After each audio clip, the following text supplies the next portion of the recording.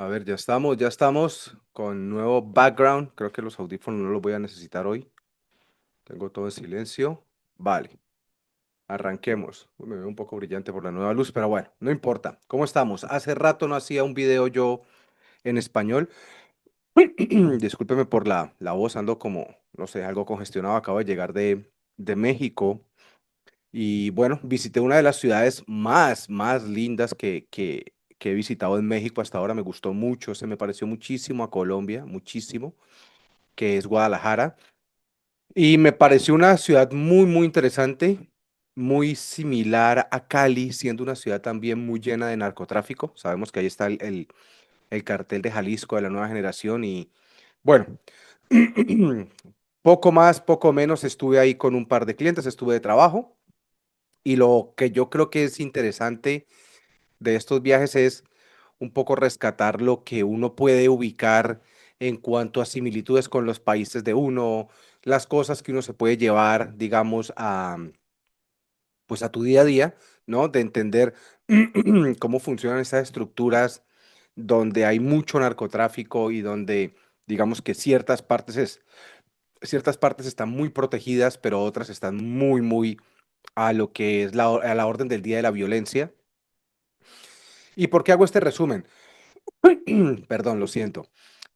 Hago el resumen porque realmente hoy no voy a hablar no quiero hablar de México.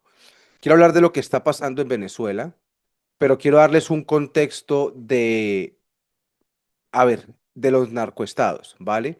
México sabemos que es un narcoestado. Esto quiere decir que el Estado mexicano está totalmente permeado por el narcotráfico, igual que Colombia, igual que Venezuela, Nicaragua. Miércoles, qué pena.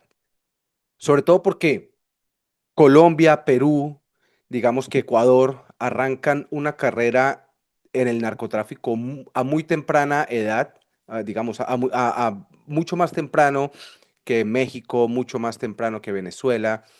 Colombia se para dentro de un sistema donde el narcotráfico es lo que llamamos nosotros en su momento en Colombia la época de la bonanza, ¿vale?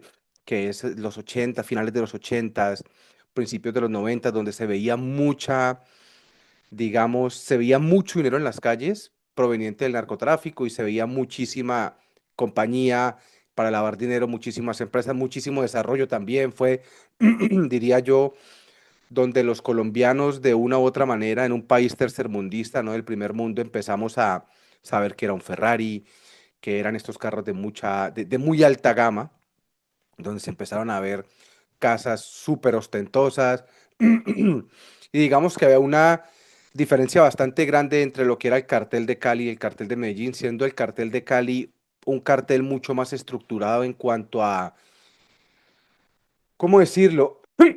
A los empresarios, sí, esta gente eran empresarios, hicieron muchísimas compañías, todo lo que es drogas, la rebaja y demás. Bueno, los que viven en Colombia saben a qué me refiero. ¿Qué pasa?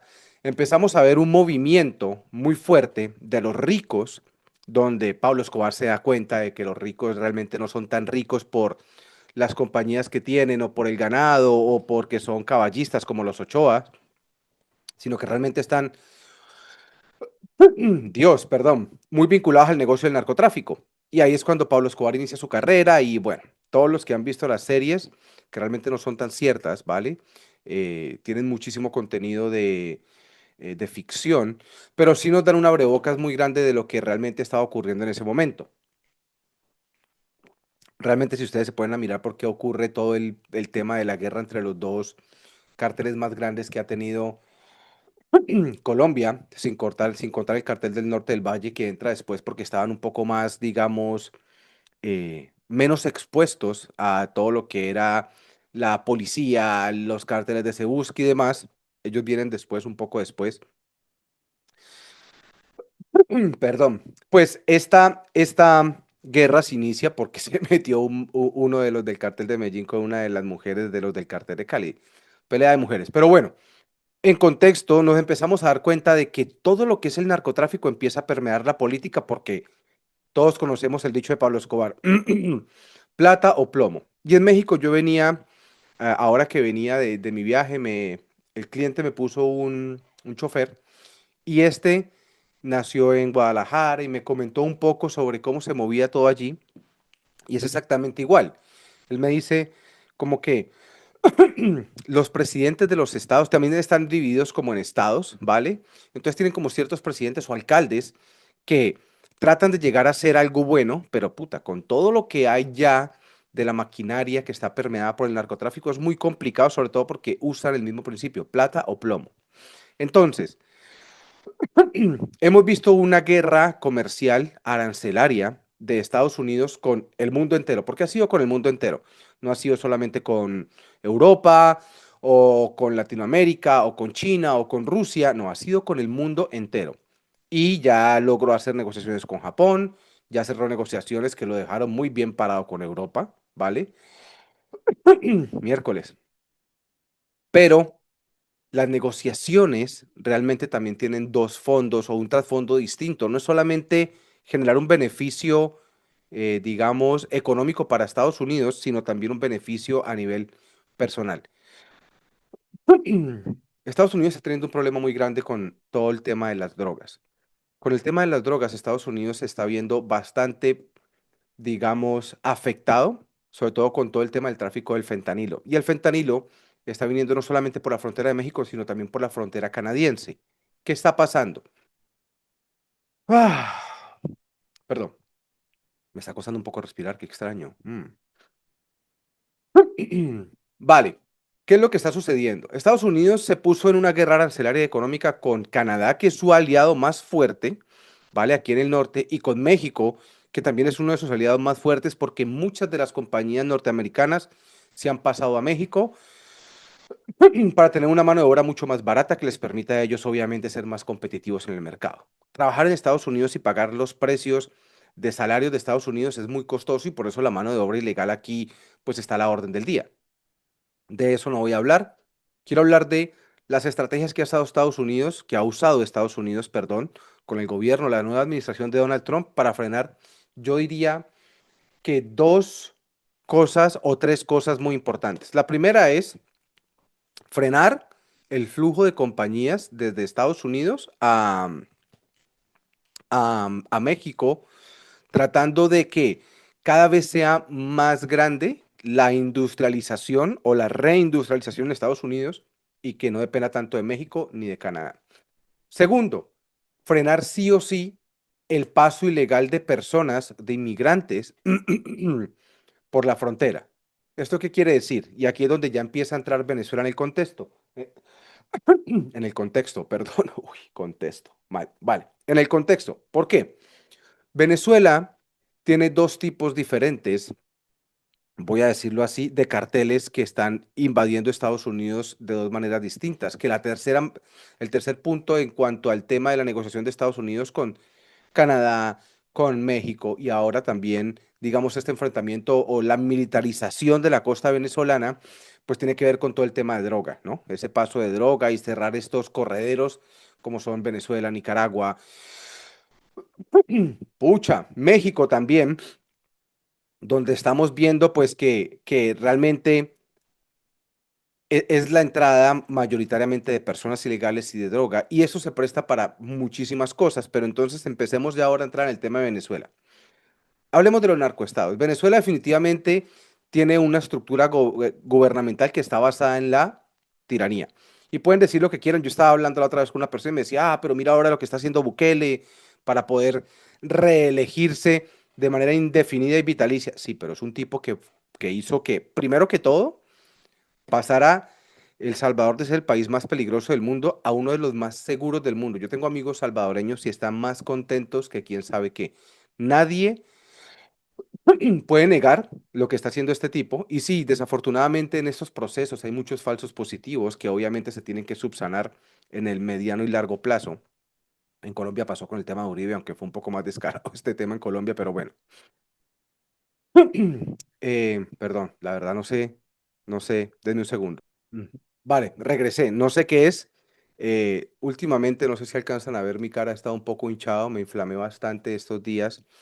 No sabemos qué es y me da la impresión de que puedo estar teniendo un poquito de inflamación en la tráquea que me está causando cierta dificultad para respirar. Espero que no sea eso porque ahí sí entraría un poco pues en alerta. Pero vale, retomemos. Entonces, la posición de Estados Unidos ha sido bastante clara con lo que está pasando en México, en Canadá y ahora en Venezuela. Venezuela tiene dos carteles muy importantes.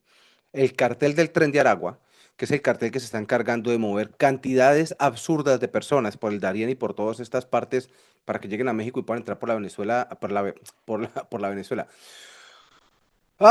Por la frontera Estados Unidos-México, ¿vale? Ahora está totalmente cerrada. Y yo creo que yo soy inmigrante en Estados Unidos, pero creo que sí hemos tenido una ola de inmigración ilegal de gente muy peligrosa que se ha situado en ciertas ciudades donde han cometido muchísimos crímenes y creo que lamentablemente va a pagar mucha gente que no debería estar pagando, sí, el inmigrante trabajador, el que paga sus impuestos, etcétera.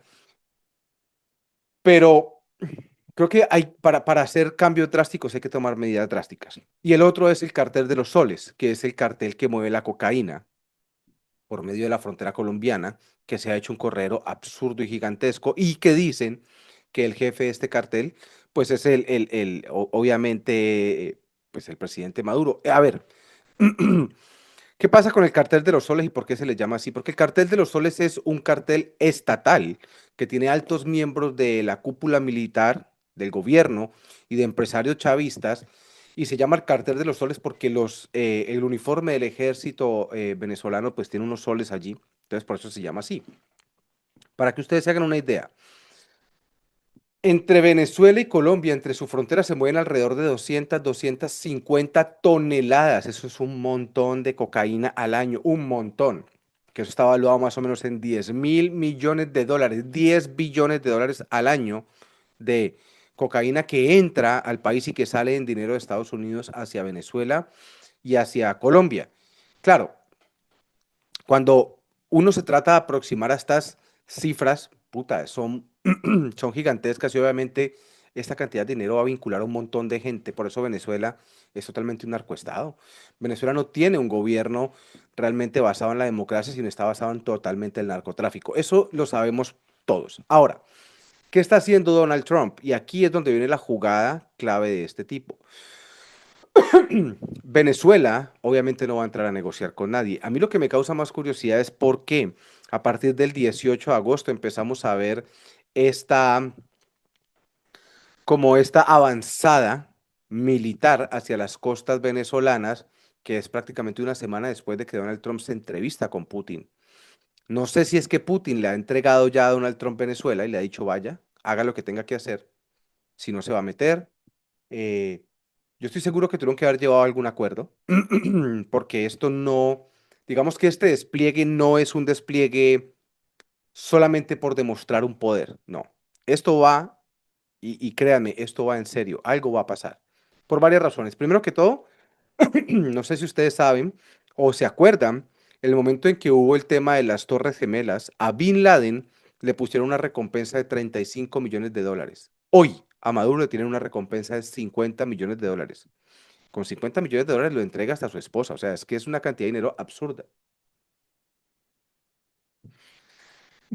Habiendo dicho esto, han desplegado varias de las tropas, han desplegado varias, digamos, varios de los elementos armamentistas más poderosos de Estados Unidos, que fue la misma flota que desplegaron para atrapar a Bin Laden. Ojo, la misma flota.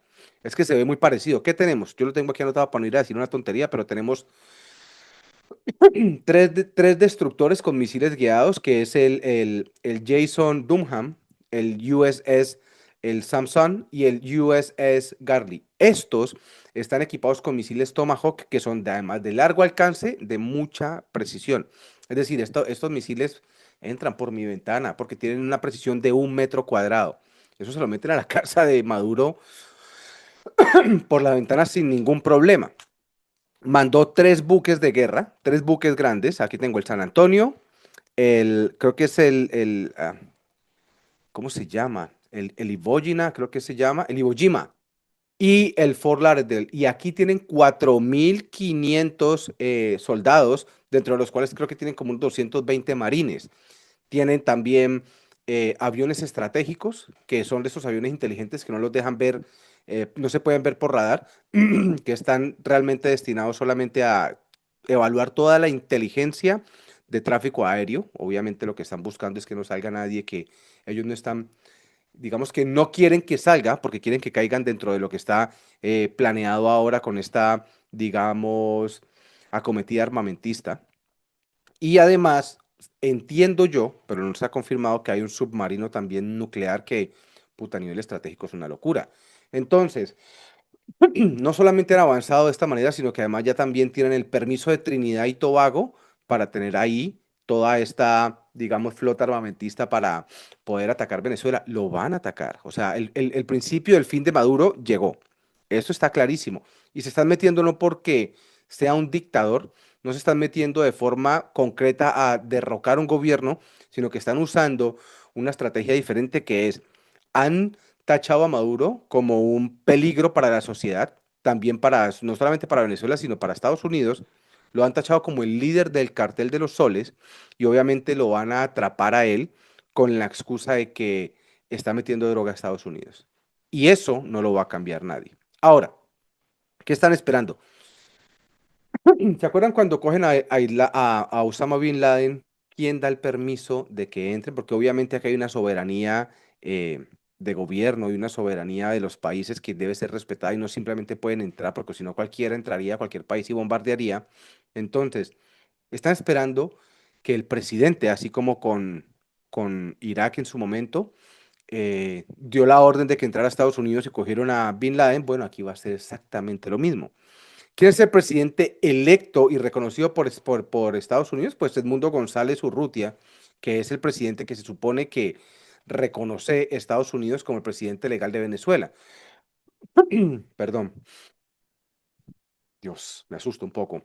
Em, en el momento en el que se hacen las elecciones las últimas elecciones presidenciales, obviamente esto fue un fraude, no aparecen las actas de las votaciones por ningún lado, pero Edmundo parece que sí es el ganador y bueno, están esperando que seguramente va a dar el sí, a que este tipo les diga sí, pueden entrar a Venezuela y coger a Maduro y es lo que va a pasar. Entiendo que Maduro está cagado del susto y no con menos, porque primero con una recompensa tan grande sobre su cabeza, con una flota tan gigantesca que fue la misma que usaron para atrapar a Bin Laden, y hagan esta comparativa.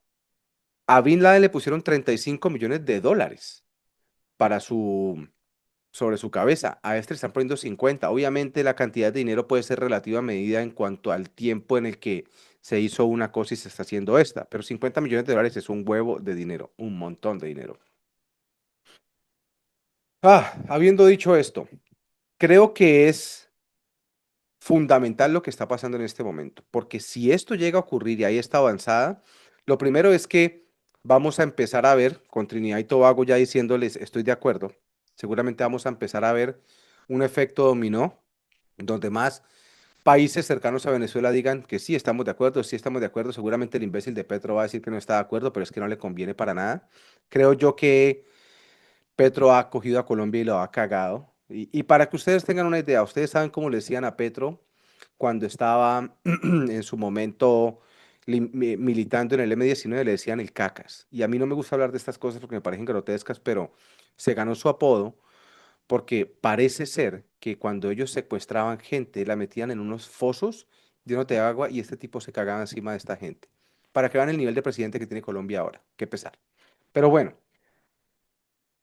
Siguiendo con el tema de Venezuela, que me parece a mí que lo que está pasando es insólito en cuanto, no insólito de una mala manera, sino insólito en cuanto a lo que es la historia de lo que hemos venido viendo nosotros en las administraciones de otros países y sobre todo en la administración ahora de Donald Trump.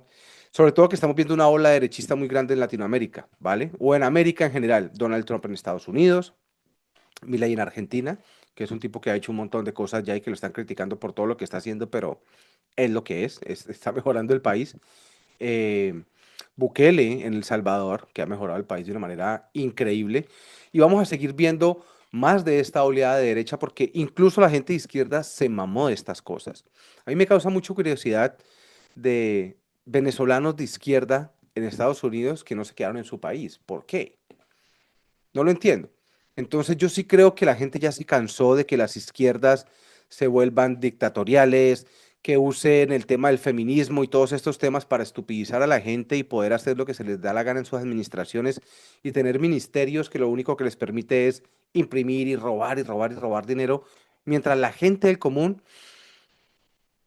sigue estando con escasez por todas partes. Y es lo que ha pasado en Venezuela. Venezuela es un país hermoso, un país rico, un país hermano de nosotros, un país que pudiera estar dentro de los primeros países del mundo porque tiene fuentes petroleras muy buenas, refinan gasolina, o sea, hacen gasolina y además tienen tierra fértil por todas partes que no están usando.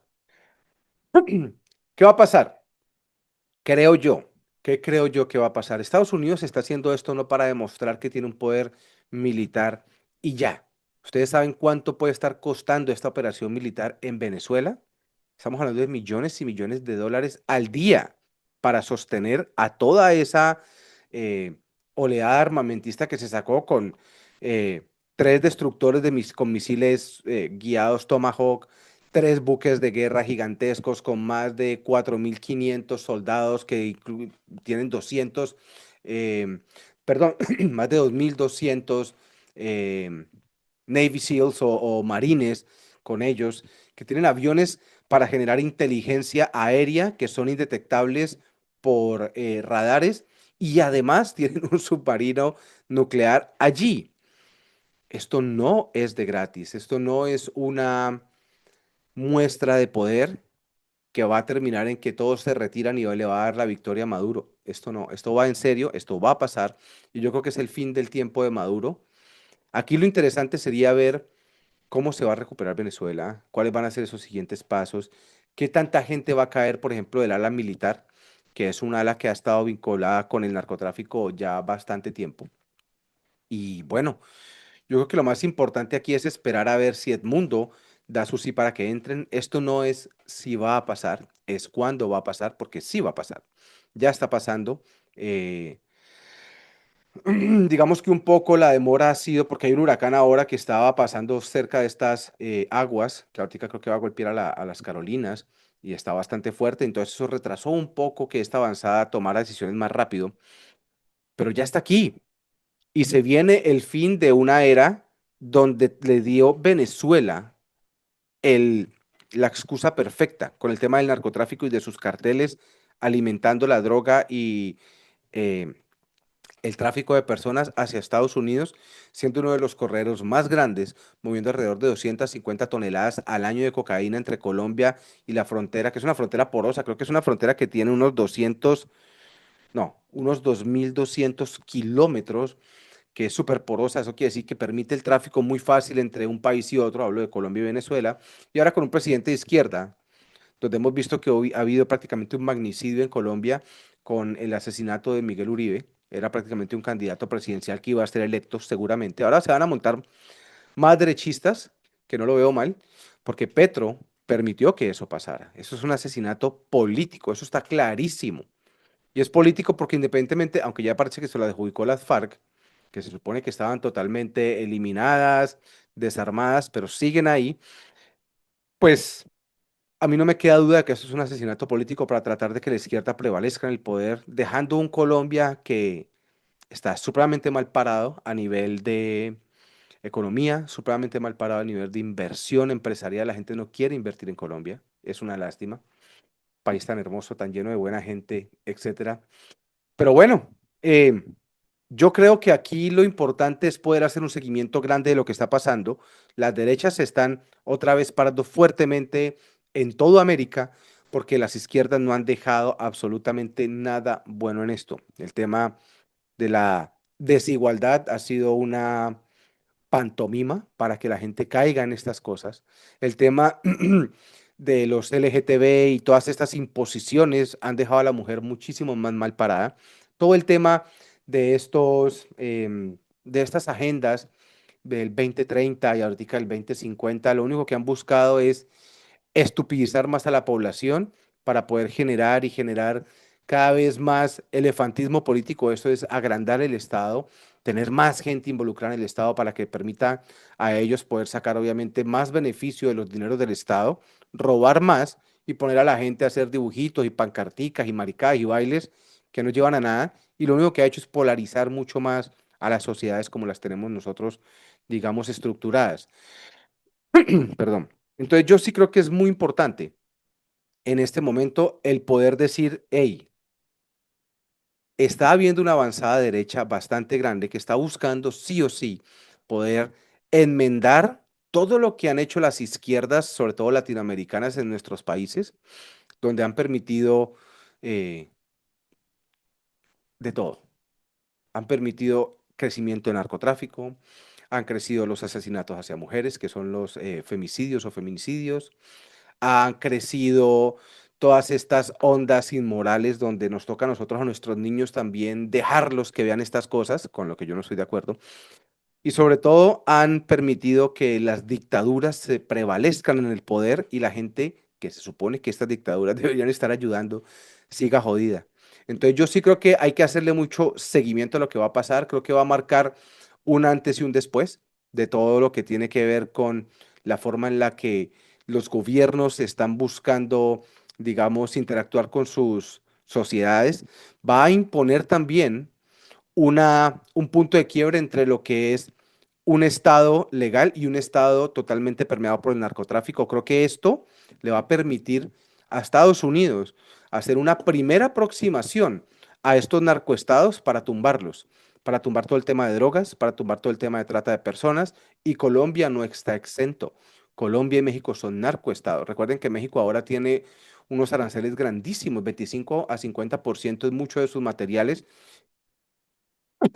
y estos aranceles no están siendo negociados a través de, como lo hicieron con Europa. A Europa le dijeron, vamos a negociar los aranceles, listo, yo le bajo los aranceles, pero usted se compromete a comprarme, creo que son 600 o 700 billones de dólares en energía y hacer alrededor de 600 billones de dólares en inversión en Estados Unidos. Con Colombia, con Venezuela y con Canadá no va a ser el mismo acuerdo. Y con México tampoco, no va a ser el mismo acuerdo. No van a ser acuerdos económicos. Los acuerdos con ellos son, no quieren aranceles, le decimos no más al tráfico de drogas y de personas hacia nuestro país por la frontera. Y hoy que Estados Unidos tiene una flota gigantesca, la misma que desplegó para atacar a Bin Laden y que puso en cabeza de Maduro 50 millones de dólares de recompensa, está moviéndose en la dirección de acabar con los narcoestados para siempre. O sea, esto es una cosa sin precedentes.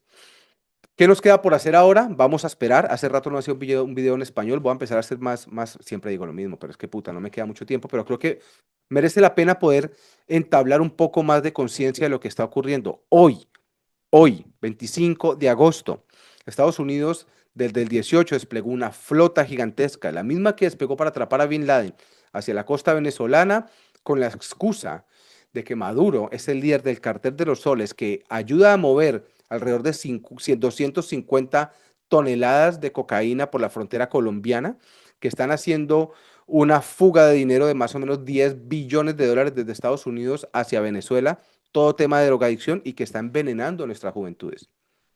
No solamente en Colombia o en Venezuela, en Estados Unidos, en todas partes. Entonces, eso es para mí un punto de inflexión histórico donde vamos a ver la derrota del primer estado narcotraficante, que es Venezuela, y vamos a ver también esta posibilidad que se abre, y yo no digo que esto sea bueno o malo, es la guerra siempre es una mierda, obviamente, cae mucha gente inocente y no debería pasar, pero a veces es el único medio y es lo que es.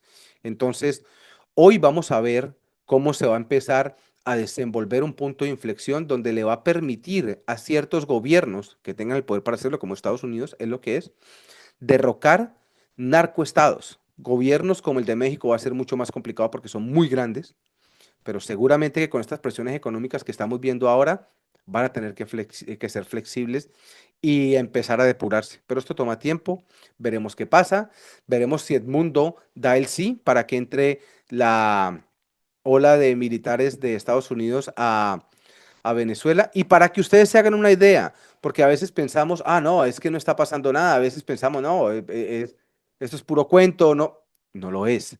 Revisen lo que acaba de hacer Maduro, creo que fue el día de ayer o el sábado, donde le dijo a una de las cárceles, me liberan ya a 13 de los prisioneros políticos que tenemos. Dentro de eso es un italiano que estaba allí metido.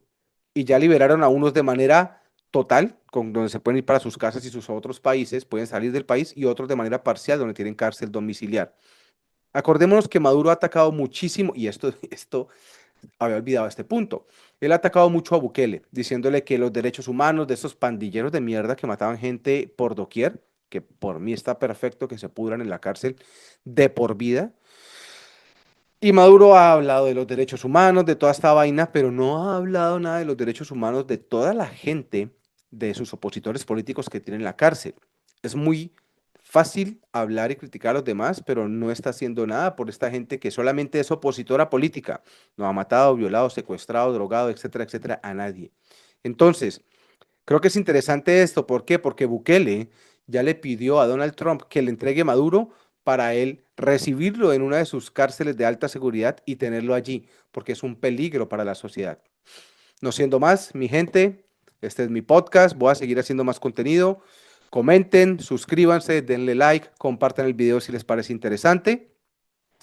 Y si no, perfecto, no hay lío. Los quiero un montón y puta, esto de nuevo es un punto de quiebre en la historia, donde estamos viendo de pronto ya una lucha real contra el narcotráfico, atacando a los narcoestados. Ya no más a los carteles, ya no más a los líderes de los carteles, vamos directamente a los que están permitiendo que los narcoestados sigan creciendo de manera gigantada. Soy Julio Quintero, un abrazo para todos. Nos vemos, buen resto de buen inicio de semana, apenas está iniciando. Buen inicio de semana y bueno, aquí los espero. Bye bye, chao.